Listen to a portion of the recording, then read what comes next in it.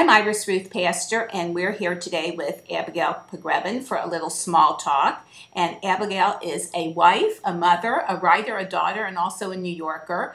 But the role that she says that defines her the most is that role of identical twin to her sister Robin. And that topic, identical twins, is what we're going to be talking about today. So welcome, Abigail. It's a pleasure to have you with us. Thank you for having me. You wrote a book about your experiences and other people's experiences of being an identical twin. And the name of your book is One and the Same. My life is an identical twin and what I've learned about everyone's struggle to be singular. So that being said, I think my first question is rather obvious. Why is it such a struggle to be singular when you're a twin? Because you have a double. That's really the short answer. Especially when you're an identical twin, you come into the world with someone who's constantly compared to you. And it's in many ways a blessing because you have this accomplice and this cohort and this soulmate from the minute you enter the world. But I would say that the burden of it is that you really are never experienced and introduced alone. You're always kind of a pair. You're always a set. So it becomes a struggle from early on, and especially once you're conscious, to make your own mark in the world. Well, what I thought was so interesting is when I read the introduction of your book, you also talked about that it was very difficult to write this book because of your relationship with Robin, and also because your relationship with Robin had changed.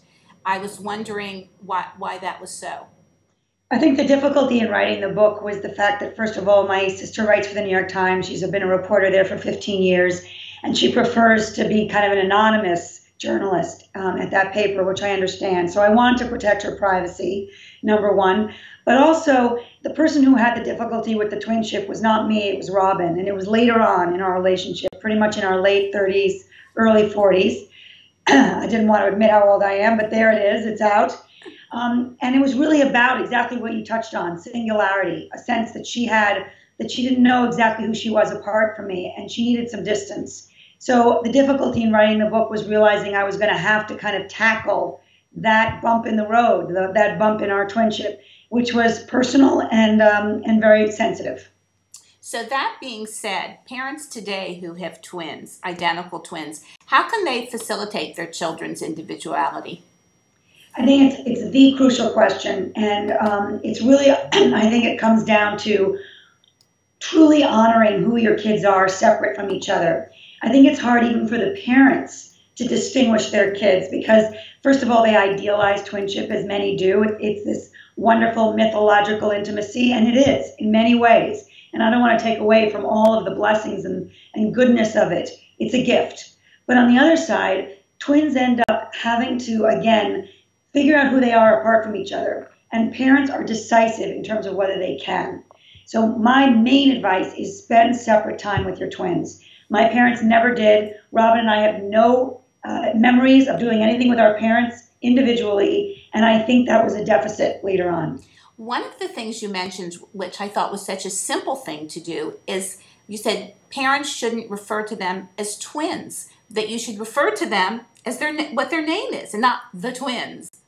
It's true, and it's amazing how difficult that is for parents to do. First of all, parents understandably say, what's the big deal? Why is it so harmful? I think now that I've interviewed many, many sets of twins and almost every living expert in the country on twins, you don't realize that the damage is being done almost cumulatively over time. It seems harmless in the beginning to dress them alike, to call them the twins. I even spoke to twins who one was called skinny, one was called fat. It all seemed kind of harmless in the beginning, but at the end of the day, a toll is taken in terms of individuality, knowing who you are apart from your partner. So what's your take on dressing twins alike?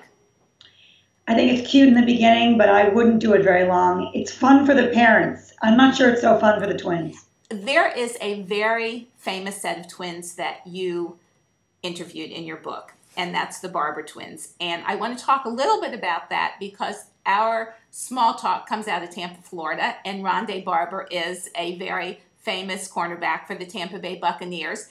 And what intrigued me about what I read about them is that they seem to be the perfect twins. And I was wondering how would you describe their relationship, because it was very idealized. Exactly. And you hit the nail on the head, and it's why they are in the chapter called Twins, a Love Story, because their relationship is truly like a romance. And obviously, I don't mean it's sensual in any way, but they are absolutely unapologetically intimate. And they said, even with the tape recorder running, no relationship, including the ones with our wives, match the intimacy that we have together.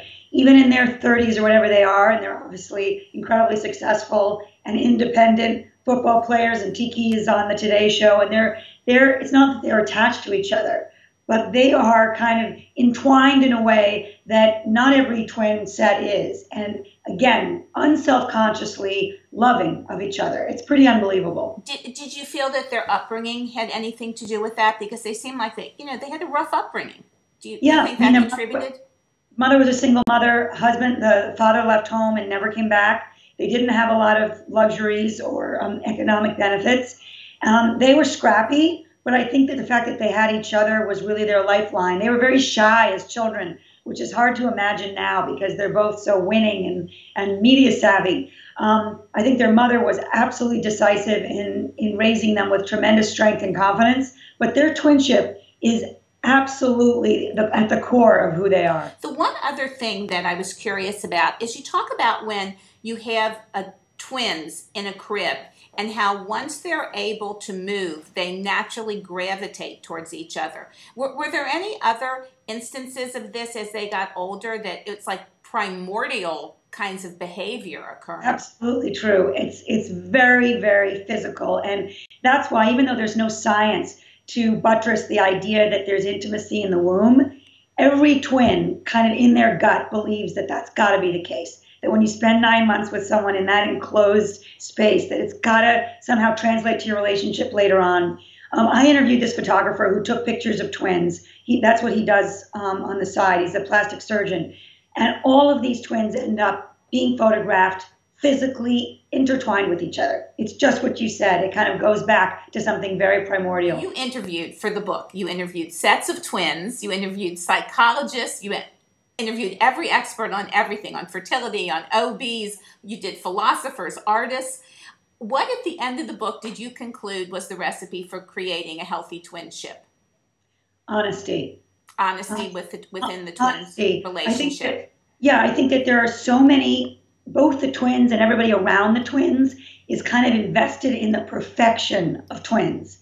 This is the ideal relationship. It's what everybody would want, is to have someone who understands you intuitively. That's true, but there are bumps in the road, there are blemishes, there are hurdles. And the more that people can be honest about it, the more that ultimately twins can be themselves and come back together in the end in a really healthy and close way.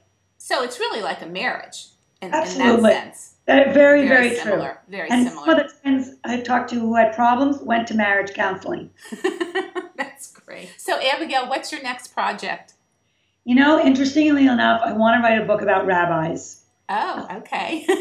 I'm fascinated by them, and I sort of have crushes on a lot of them just because I think what they know is very intriguing to me, and the guidance I've gotten from many of them has been very kind of intellectually alive for me. So I'm figuring out a way to approach that. So would the theme be like guidance? Would that be kind of centered on that? Maybe focusing on 10 major rabbis in this country, what makes them exceptional, and maybe where they are really experts, what do they have to teach us? Before we close, is there anything that you would like to add? No, only that I think that one of the things that's interesting about my book is that Judaism runs through it as much as the twinship. It's obviously not dominant like my first book, but when I went to rabbis to ask about twins in the Bible, because I think they're kind of the basis for what everyone thinks about twins. And I hope when people read it, they're thinking again about sort of what the sages or what our Torah tells us about this relationship, because there's some wisdom there. Thank you, Abigail. It has been a true pleasure for sharing your knowledge and your wisdom. It's been wonderful. And again, your book is one and the same. My life is an identical twin, and what I've learned about everybody's struggle to be singular. I'm Iris Ruth Pastor, a contributor to Let My People Know, which is an outreach and engagement initiative.